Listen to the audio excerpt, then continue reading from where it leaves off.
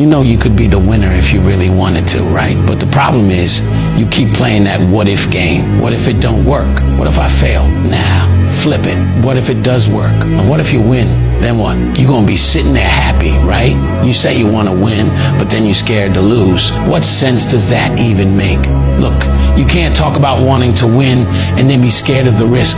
That's not how this works. If you lock in, keep your head down and stay focused on the vision, how could you not win? The only thing that's gonna make you lose is your own mindset, and that's all on you.